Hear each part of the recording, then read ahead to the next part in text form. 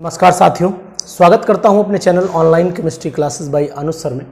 और जैसा कि हम लोग लगातार पीजीटी केमिस्ट्री की तरफ कदम बढ़ाए चले जा रहे हैं, पेपर पास आने वाले, तो उसी कंटिन्यूएशन में मैं आपको क्वेश्चन प्रैक्टिस करा रहा हूं। तो इन क्वेश्चंस की प्रैक्टिस आप करें। सभी दोस्तों को अनुज शर्मा का नमस्कार। दोस्तों, जैसा कि हमें इस समय पीजीटी के लेवल पे लगे हुए, पीजीटी के लिए पूरी तरीके से तत्पर हैं और इस एग्ज़ाम को क्वालिफाई करना चाहते हैं, तो मैंने ये कुछ क्वेश्चंस टेस्ट पेपर्स में से सिलेक्ट किए हैं और ये बहुत ही इम्पोर्टेंट क्वेश्चन आपके सामने रखे हुए। ये वो क्वेश्चंस हैं जो एग्ज़ाम में आए हुए हैं, यहाँ पर कोई इफ़ और बट नहीं है। क्वेश्चन के तरीके बहुत सारे सेलेक्ट किए हैं मैंने, तो ध्यान दीजिएगा कौन कौन से क्वेश्चंस हैं। द ऑर्बिटल एंगुलर मोमेंटम, ये क्वेश्चन बहुत इंपॉर्टेंट है। The orbital angular momentum of the electron in the 3D orbital unit h/2π के टर्म है, तो आपको फार्मूला पता होगा कि फार्मूला होता है आपका √LL+1 और यहाँ h/2π।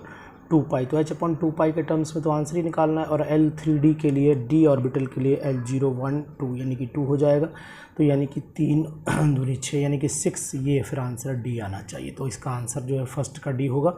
चेक करिएगा। अब द करेक्ट श्रोडिंगर वेव, अब एक बच्चे ने मुझसे पूछा था, शायद शिवानी ने पूछा था जहाँ तक मुझे याद है, कि ये सर श्रोडिंगर वेव इक्वेशन कितने फॉर्म में आ सकती है। तो मैंने बताया कि ज़्यादा इसमें परेशान होने की ज़रूरत नहीं है। श्रोडिंगर वेव इक्वेशन, इसका नाम इतना डेंजर है, दिख रहा होगा श्रोडिंगर, ऐसा नाम ही इंडिकेट कर देता है कि वो इक्वेशन ही खतरनाक होगी। तो इसका ऑप्शन आपको मैं बता दूं कि del square psi upon del x square plus del square psi upon del y square del square psi upon del z square plus 8π square m upon h square e minus 20 psi is equal to 0 होता है। मैं आपको बता दूं 8π, 4π हमेशा नीचे पड़ती हुई, 8π हमेशा ऊपर होगी, याद रखना। तो 8π हमेशा ऊपर आएगा, उस पर भी स्क्वायर आएगा क्योंकि ऊपर है, ध्यान रखना, और नीचे h स्क्वायर आएगा। ये बात ध्यान है। 8π, 4π कहाँ पड़ती है? नीचे। तो फिर 8π कहाँ पड़ेगी? ऊपर। तो 8π ऊपर आएगी, बात गलती ना करना। और नीचे जो है, फिर नीचे है मतलब स्क्वायर, h स्क्वायर। तो ध्यान रखना, इसका आंसर फिर ए ही आएगा, पक्का है।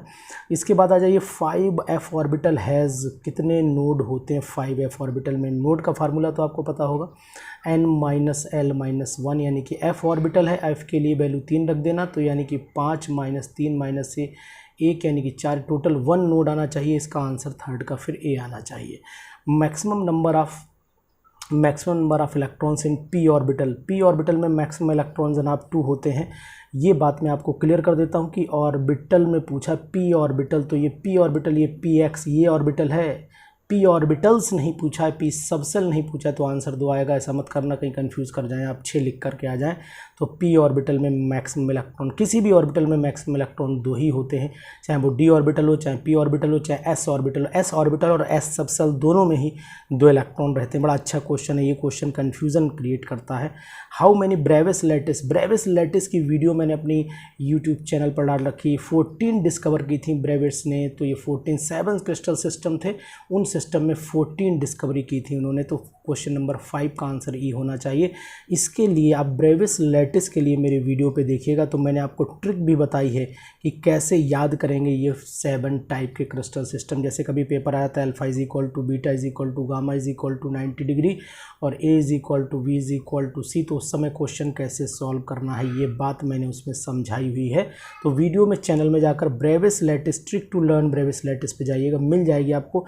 12th क्लास के बच्चों को पढ़ाया था तो क्या बुराई है, आप भी अगर सीख जाएंगे। The number of orbitals possible for 5G orbital के लिए कितनी number of orbitals possible for 5G subshell. 5G subshell में तो मैं आपको बता दूं कि L की वैल्यू जो होनी चाहिए, L की वैल्यू 5G के लिए, क्योंकि आप जानते हैं S P D F 0 1 2 3 3 हो गया, L की वैल्यू 3 हो गई। और ऑर्बिटल M सबसेल जो होती है ना 5, कितनी ऑर्बिटल, तो ऑर्बिटल कैसे निकालते हैं? M।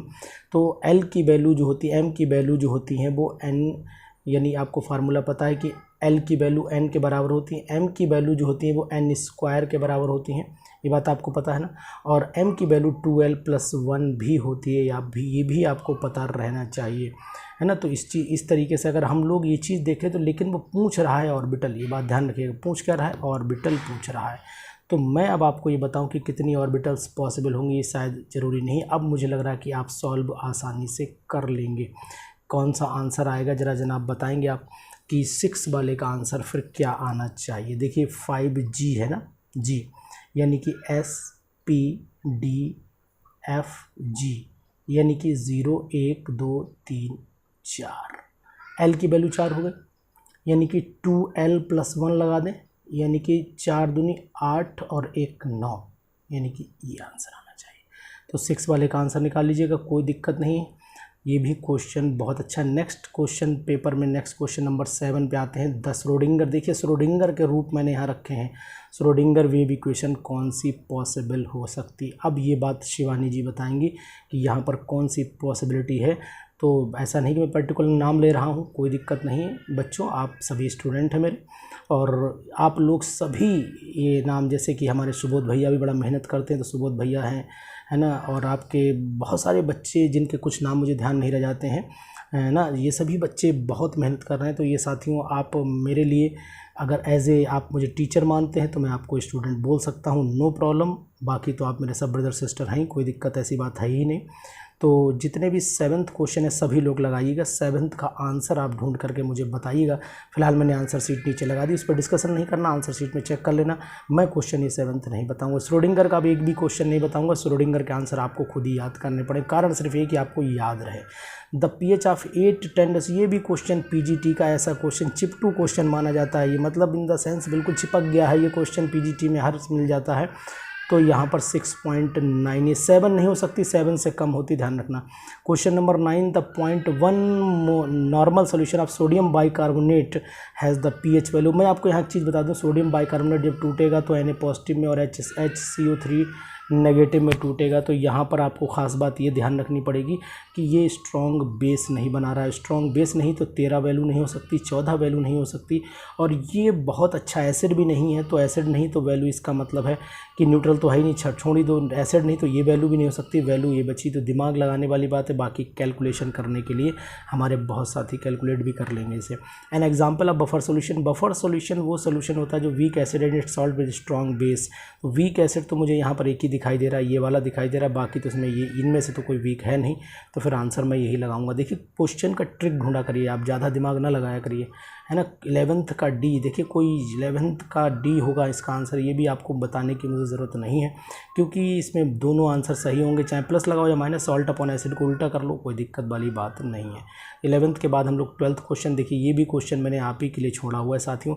12th वाला भी आप ही लगाएंगे, बहुत बढ़िया क्वेश्चन है 12th का, है ना, ये क्वेश्चन लगाइएगा। उसके बाद है मैलेकाइट ग्रीन, ये भी आया हुआ क्वेश्चन है, PGTs में आया हुआ क्वेश्चन है। मैलेकाइट ग्रीन क्या होती है, ये मैंने अपनी डाइज में पढ़ाया हुआ है। मेरे डाइज के एक एक क्वेश्चन मेरा डाइज में पढ़ाया हुआ, बहुत इंपॉर्टेंट है, आप ध्यान रखिएगा। ड्रग्स का क्वेश्चन बहुत इंपॉर्टेंट है, स्पेक्ट्रोस्कोपी का क्वेश्चन बहुत इंपॉर्टेंट है। एक एक वीडियो 20-20 बार देख डालिए, अगर क्वेश्चन ना फंसे तो कहना कि अनुसर ने क्या कहा था। एलिजरिन का स्ट्रक्चर आया हुआ, चेक कर लो, पेपर उठा के चेक करो कि एलिजरिन का स्ट्रक्चर क्या होना चाहिए। तो मुझे जहाँ तक अनुमान है कि एलिजरिन का स्ट्रक्चर जो है वो ये यहाँ पर वो छूते हैं, तो फिर यही होना चाहिए। बाकी मैंने देखिए यहाँ क्यों नहीं लगाया आंसर, यहाँ भी लगा सकता था क्योंकि नीचे ओ नहीं है इसमें, इसलिए ये आंसर मैंने यहाँ पर नहीं लगाया।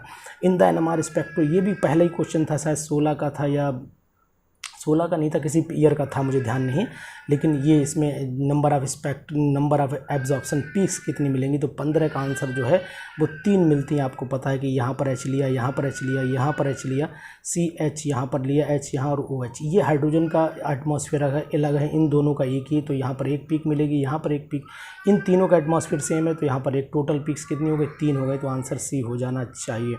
Next question, sodium thiosulphate is use, ये क्वेश्चन भी PGT का। अब मैं आपको एक चीज़ बता दूं, PGT के कुछ क्वेश्चन हैं जो UP बोर्ड की किताबों से उठाए जाते हैं, और ये क्वेश्चन वहीं से उठाया जाता है, कॉम्प्लेक्स फॉर्मेशन नेचर की वजह से रहता है, ध्यान रखिएगा। ये क्वेश्चन शायद ग्रुप में डिस्कशन भी हुआ है, ग्रुप में हमारे साथियों ने इसको डिस्कस भी किया, जहाँ तक मुझे याद रहता है। मैं ग्रुप में नज़र तो डाले रहता हूँ, लेकिन वही बात है कि मेरे पास ना तो रास्ते में पेन होता है, ना पेंसिल, कहाँ निकालूँ, क्या लिखूँ। मेरा भी मन करता है एक बार आपको जवाब दूँ, लेकिन जब मौका मिलता है तो बीच में टोक जरूर देता हूँ, जवाब जरूर दे देता हूँ आपको। कोई नहीं, आप मेहनत करते रहिए, डिस्कशन करते रहिए, no problem. Which one of the following hydrocarbons give propanone by the reaction with HgSO4। तो प्रोपेनोन में तो प्रोपाइन होना चाहिए, तो प्रोपाइन ये हो गया, फिर यही आंसर आना चाहिए, यानी कि 17 का D आना चाहिए। बहुत बढ़िया क्वेश्चन है। Select the coordination number caesium in caesium chloride, मुझे तो 8 याद है, अगर आपको कोई कन्फ्यूजन लगता हो बताइएगा। 18वें का जो आंसर है वो 8 ही होना चाहिए, सीजियम क्लोराइड में 8 ही होता है। इन IR स्पेक्ट्रो दोगे। CO स्ट्रेचिंग, ये क्वेश्चन भी PGTs का आया हुआ क्वेश्चन है, पेपर उठा के देखना अनुसार कोई भी क्वेश्चन झूठ नहीं बोलते हैं। और जब 1050, ये मेरी वीडियो देख लेना, वीडियो IR की आप देख लीजिएगा, आपको कन्फ्यूज़न ख़त्म हो जाएगा। आप IR की वीडियो देखिएगा, आपको कन्फ्यूज़न ख़त्म हो जाएगा, पक्का है। तो ये मैं आपको बता देता हूँ, ये मिटा दूँ, पहले मैं आपको यहाँ बताऊँ, बहुत ही बढ़िया क्वेश्चन है ये। IR में 1050 सी होती है, वो 1 डिग्री के लिए होती है। इसी तरीके से 1125 भी है, तो मैंने लिखवाई है अलग अलग, याद रखिएगा। 1125 2 डिग्री के लिए होती है, तो इस तरीके से आप थोड़ा याद कर लीजिएगा। प्राइमरी के लिए आएगी 1125 है, बीच में शायद एक कोई और है, जहाँ तक मेरा अनुमान है। मैं आपको बताता हूँ, मुझे एक सीरीज़ नहीं याद है, वो सीरीज़ शायद मैंने लिखी थी, ध्यान है मुझे। तो आप फिलहाल वीडियो देखिएगा, उसमें मैंने बताई है कि सीरीज़ कितनी होती है। रिमाइंड करके मैं आपको बताता हूँ कि कितनी पॉसिबिलिटी हो सकती है, कि कितना मैंने वहाँ पर लिखा होगा। IR के जब मैंने लिखवाए थे, कहीं वैल्यूज़ मैंने नोट कर दी थी। खैर अब मुझे ढूंढने में थोड़ी सी दिक्कत लगेगी, मुझे पन्ने 2-4 पलटने पड़ेंगे, लेकिन आप ढूंढ लेना। एक वैल्यू जो थी वो अल्कोहल की प्राइमरी, सेकेंडरी, टर्सरी में 1050 थी। मैं 1 मिनट से समय दीजिए बस। हाँ ठीक, 1050 1125 बिल्कुल सही। अनु शर्मा, कुछ दिमाग काम कर रहा है, इसका मतलब 1 और 1200 है, तो इसका मतलब ये है कि 1125 सेकेंडरी हो गई, टर्सरी बढ़ते हुए क्रम में आई, तो ये प्राइमरी में ही जाएगी। ठीक है। माइक्रोकॉस्मिक सॉल्ट जो होता है वो NaNH4HPO4, यानी कि ये भी UP बोर्ड की किताबों में क्वेश्चन है, CBSE की किताबों में नहीं मिलता ये क्वेश्चन, तो ध्यान रखिए। बहुत ही इंपॉर्टेंट क्वेश्चन आपके लिए सेलेक्ट करके लाया हूँ। देखिए, इन द रिएक्शन N2+3, यहाँ पर आपको पता है delta H is equal to delta U plus delta NgRT लगना है। अब यहाँ पर n की वैल्यू क्या होगी, 2 - 4 इज इक्वल टू -2, तो N-2RT, ये आंसर जाना चाहिए, क्योंकि यहाँ पर प्रोडक्ट 2 हैं और रिएक्टेंट टोटल 4 हैं। Gaseous product minus gaseous reactant किए जाते हैं, सबको पता है, यही आंसर आएगा। The general form of Clapeyron, PGT महाशय हैं, ये PGT में आए हुए हैं, तो D फार्मूला मैं आपको बता दूं। यहाँ पर जो 22वां क्वेश्चन है बहुत ही इंपॉर्टेंट है, और यहाँ पर डेल्टा H ऊपर रहता है, T V2 - V1, ये आंसर C आना चाहिए इसका। उसके बाद क्वेश्चन आ जाइए, व्हाट डज द रिएक्शन, ये रिएक्शन कह क्या रही है मुझे पता है, CuCN, जब भी केवल Cu होता तो गेटरमैन, CuCN CuCl ये सब होते तो स्टैंडमेयर, ये लगा देते हैं ऑप्शन।